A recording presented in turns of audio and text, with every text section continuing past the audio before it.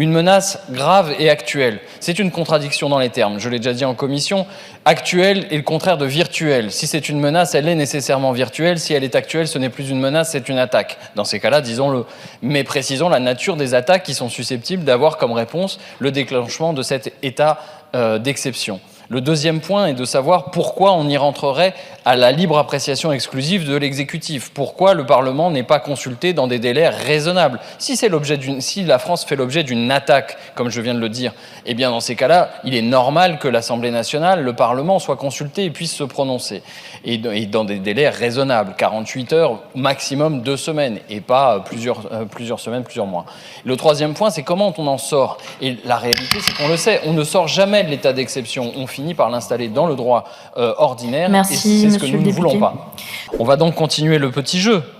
Madame la ministre, est-ce que le fait que 3 candidats aux élections municipales parmi les communes les plus importantes de France, quand même Marseille et Toulouse de la France insoumise, aient fait l'objet de manipulation ou d'ingérence, relève de la menace grave et actuelle qui justifierait qu'on passe à cet état d'exception. C'est quand même une menace grave sur la sécurité, sur l'intégrité de la démocratie française. On pourrait se poser cette question.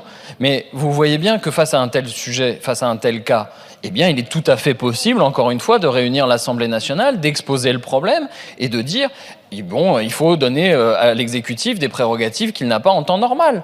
Ça a été fait. C'est fait lorsqu'il s'agit de demander une loi d'habilitation pour des ordonnances. Pourquoi, s'agissant d'une menace et non pas d'une attaque, je le dis bien, puisque vous nous dites que c'est une menace. Moi, je lis menace actuelle égale attaque, mais vous me dites que c'est pas ça. Si ça n'est pas une attaque et que c'est bien une menace, alors c'est qu'on a au moins 24 heures pour délibérer. On est entre Kafka et OSS 117. Il s'est passé quelque chose, il y a quelque chose de grave en cours, ça vaut état d'alerte, mais je ne vous dirai pas quoi. C'est ça que quand même vient de nous dire le rapporteur. Exactement. Que ça relève du secret de la défense nationale, on a tout vu, mais on ne vous dira pas pourquoi. Par ailleurs, que la ministre nous explique qu'on a amélioré en commission le texte parce que le Parlement sera informé, c'est une galéjade. Excusez-moi, mais le journal officiel paraissant, oui, d'une manière ou d'une autre, nous finissons toujours par être informés. On imaginait mal passer dans un état d'alerte ou un état d'exception sans que personne ne s'en rendît jamais compte. Il fallait bien que, de toute façon, on informât tel ou tel que désormais, il allait travailler en 3-8, même s'il ne le faisait pas jusqu'à présent, que désormais, les règles de sécurité ne valaient plus pour lui, ou que tel ou tel chantier d'archéologie préventive était supprimé.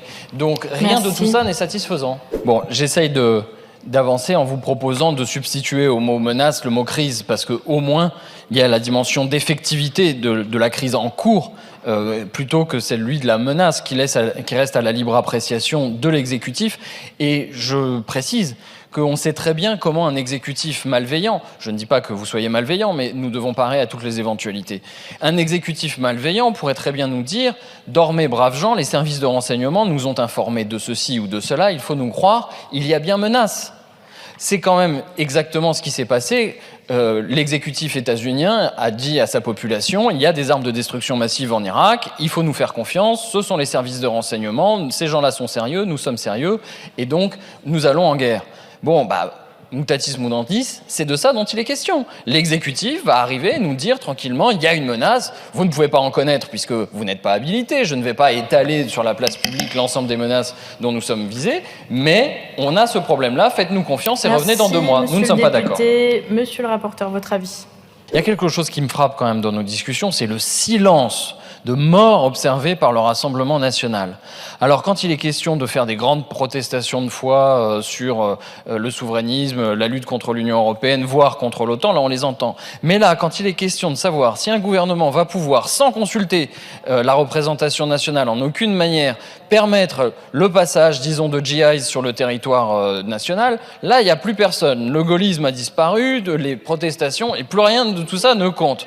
Bizarrement, l'idée que des soldats puissent traverser le territoire national sans que la population, le peuple soit consulté, ça ne vous émeut plus du tout. Je crois que vous avez fait un virage quand même très pro-OTAN en quelques semaines. Je crois que chez vous, certaines dents doivent grincer.